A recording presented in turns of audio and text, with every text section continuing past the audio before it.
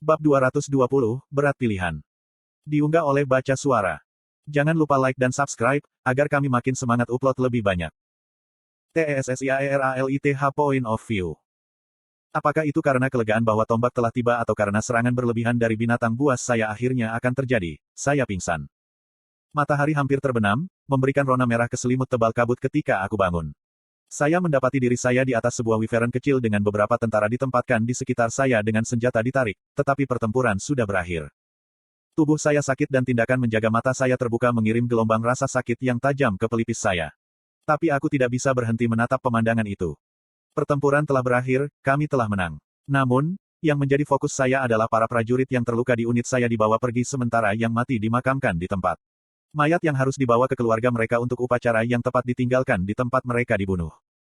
Aku menghamburkan reptil bersayap itu, membuat para prajurit waspada. Mereka mencoba membantu saya mundur, berpikir saya jatuh, tetapi saya melambaikan tangan mereka. Kemarahan naik di perutku dan seandainya aku menyerah pada dorongan hati, aku mungkin sudah benar-benar mulai menyerang tentara yang mengubur rekan sekutu kita. Tapi saya berhenti sendiri, mengeluarkan frustrasi saya di tanah di bawah tangan saya. Bahkan jika itu tidak tepat, saya tahu tidak ada pilihan. Ada pasukan Alakrian yang masih berbaris menuju Zestier City, jantung dari kerajaan saya. Tidak ada waktu luang untuk orang mati ketika setiap sedikit waktu dan upaya akan diperlukan dalam membela terhadap pengepungan.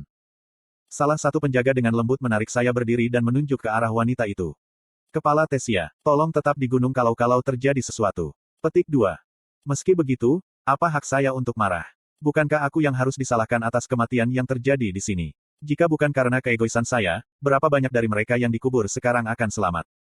Aku tahu itu tidak sehat untuk jatuh ke dalam lubang menyalahkan diri ini dan, bagaimana jika, tetapi dengan ejekan Vernet masih bergema di kepalaku, sulit untuk tidak melakukannya. Bagaimanapun juga, saya mulai naik kembali ke gunung ketika sesuatu dari sudut mata saya menarik perhatian saya. Mengibaskan penjaga, saya mulai berlari. Tidak mungkin. Saya berjalan melalui petugas medis membantu yang terluka dan emitor membuat putaran untuk para prajurit dalam kondisi yang lebih serius. Sulit bagiku untuk bernapas ketika mataku terpaku pada emitor yang berlutut di tanah dan pasien yang dia bantu. Itu adalah Karya, tidak sadar. Saya jatuh berlutut, tetapi sebelum saya bisa mendekat, sebuah tangan menghalangi jalan saya. Aku mendongak untuk melihat Darfus yang bermata bengong menatapku dengan ekspresi yang belum pernah kulihat sebelumnya. Dia hampir tidak bisa tidur dengan obat penenang. Jangan bangunkan dia. Petik 2. Stannard juga ada di dekat situ, acak-acakan dan tertutup tanah. Namun, setelah melihat saya, dia memalingkan muka. Tidak ada yang terluka selain beberapa goresan dan goresan, tetapi hal yang sama tidak dapat dikatakan untuk Carya. Saya menyaksikan, tercengang, ketika emitor mulai menutup luka di kaki kirinya. Atau lebih tepatnya, apa yang tersisa dari itu.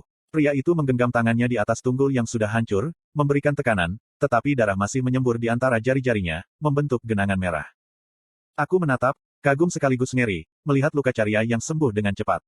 Kulit di sekitar lukanya yang terbuka mulai mendekat bersama untuk membentuk simpul daging yang kental. Saya tahu sebelumnya bahwa penghasil emisi tidak dapat membuat kembali anggota badan baru, tetapi melihat luka dekat bagian bawah pahanya membuatnya tampak tidak dapat dipulihkan. Saat itulah aku tersadar. Carya yang cerdas dan energetik, yang bakatnya sebagai augmenter hanya dikalahkan oleh kecintaannya pada seni bela diri, tidak akan pernah bisa berjalan dengan kedua kakinya sendiri lagi. Bagaimana, gumamku, pandanganku kabur dari air mata yang mengalir. Bagaimana? Saya mendengar Darfus membalas. Kau meninggalkan kami untuk melanjutkan perang salib sendiri dan... Berhenti, Darfus. Orang-orang menonton. Stannard menariknya menjauh dan mengunci mataku sebelum menundukkan kepalanya. Aku minta maaf atas ledakannya, Kepala Tesia. Penyihir pirang yang biasanya pemalu dan baik hati, memandang saya dengan dingin. Aku menggelengkan kepala. Stannard. Dua anggota tim saya mengabaikan saya, meringkuk dekat Carya dan bertanya kepada emitor bagaimana luka itu sembuh. Darfus benar, ini kesalahanku. Saya memiliki peran yang seharusnya saya isi, tetapi saya memilih untuk pergi sendiri, berpikir bahwa saya dapat membantu lebih banyak dengan kekuatan saya. Tidak, sejujurnya dengan diri saya sendiri, saya mungkin berpikir pada satu titik bahwa menjadi mage inti perak berhak saya untuk pertempuran yang lebih besar daripada sekadar mempertahankan posisi. Dan karena itu, saya meninggalkan teman satu tim saya. Tidak ada yang meyakinkan diriku bahwa dia masih bisa mengalami cedera bahkan jika aku ada di sana membantu mengurangi tekanan mengerikan yang membebani dadaku.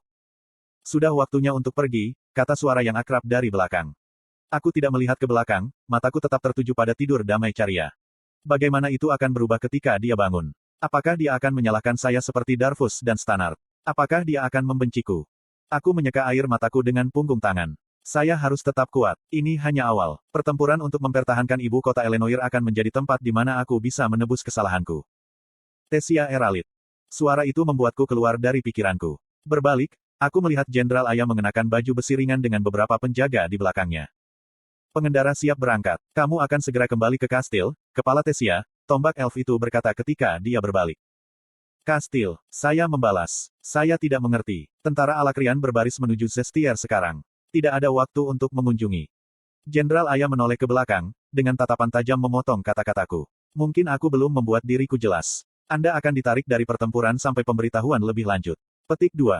Dengan cepat aku bangkit berdiri. Tunggu, Jenderal, aku masih bisa bertarung. Silahkan. Sikap tombak yang biasanya mengundang dan menawan itu dipenuhi dengan ketidaksabaran tetapi dia menjaga suaranya sopan. Harap waspada dengan posisimu sebagai seorang Eralit. Mempertimbangkan keadaan pikiran Anda saat ini, saya telah memberitahu Dewan bahwa Anda tidak layak untuk berperang. Petik 2. Iklan. Tidak, aku harus bertarung. Saya perlu menebus kesalahan saya. Saya perlu mengimbangi Carya dan semua orang dengan melakukan yang terbaik dalam pertempuran yang akan datang. Aya mulai berjalan pergi, rambutnya yang hitam bergelombang-bergelombang di belakangnya, ketika aku mengunci tangannya. Jenderal, aku salah satu dari sedikit penyihir inti perak yang siap bertarung. Aku tidak bisa begitu saja bersembunyi di kastil ketika aku tahu seluruh kerajaan peri berada di bawah.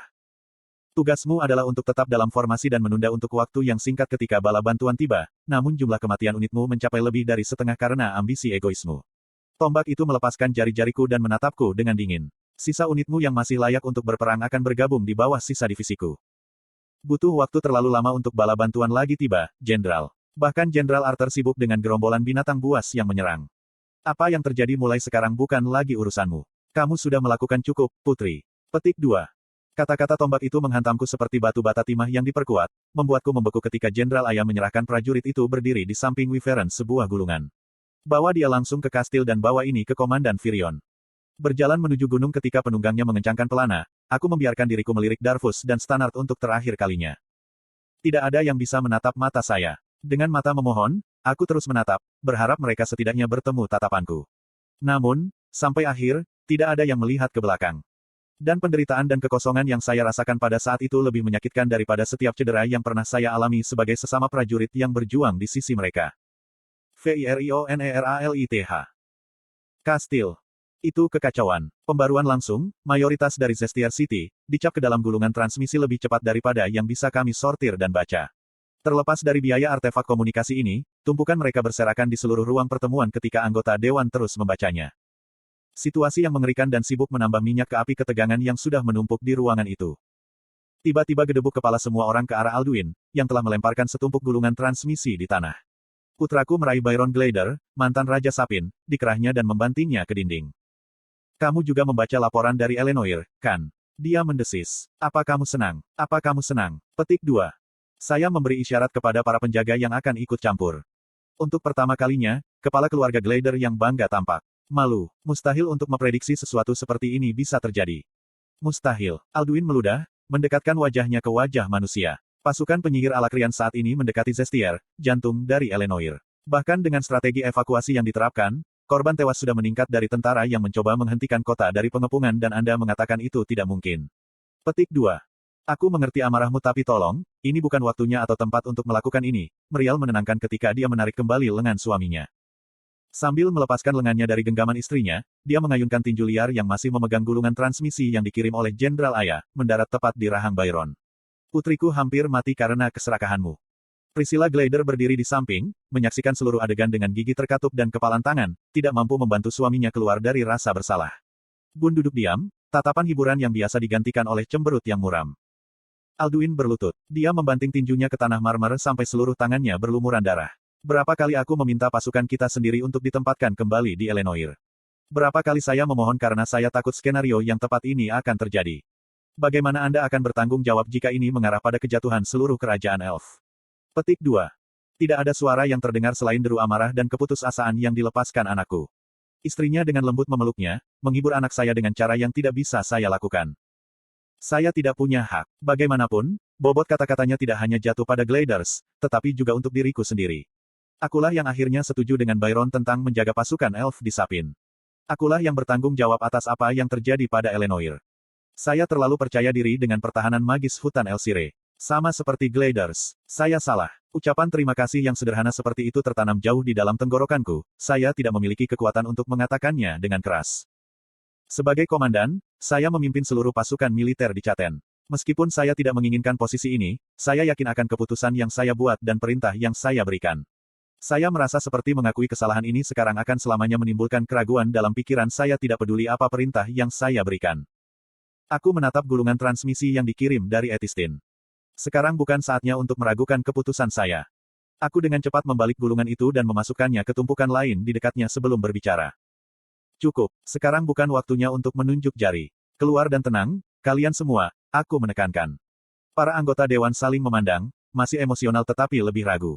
Anggota Dewan Alduin dan Merial, Tessia akan segera tiba di kastil. Luangkan waktu dan berada di sana untuknya. Petik 2.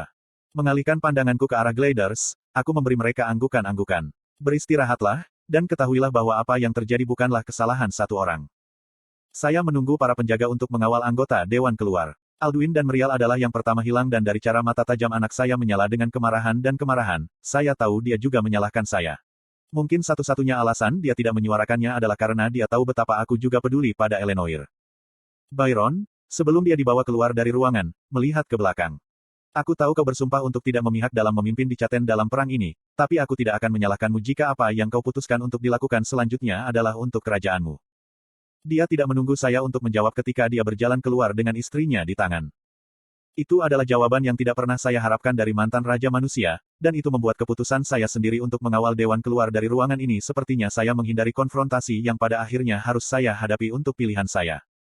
Bun adalah yang terakhir pergi, dia menatapku dengan tatapan yang tidak bisa kutafsirkan, tetapi aku tidak punya waktu untuk merenung. Saya sekarang sendirian. Ruangan yang tadinya semarak beberapa saat yang lalu tampak begitu meresahkan. Pesan-pesan yang ditulis dalam gulungan transmisi tampaknya menciptakan tekanan kumulatif yang hampir mencekik. Sambil mendesah, aku mengambil gulungan transmisi dari Etistin dan membacanya lagi. Isi dari gulungan ini, dan lebih banyak lagi yang akan datang, akan mengejutkan seluruh anggota Dewan sebanyak itu melumpuhkan bagi saya sekarang. Saya tidak bisa membiarkan itu terjadi. Setidaknya salah satu dari kami perlu berada dalam pikiran yang benar, itulah sebabnya saya menyembunyikannya dari mereka, bahkan jika itu hanya beberapa jam. Saya perlu waktu itu untuk memutuskan bagaimana melanjutkan.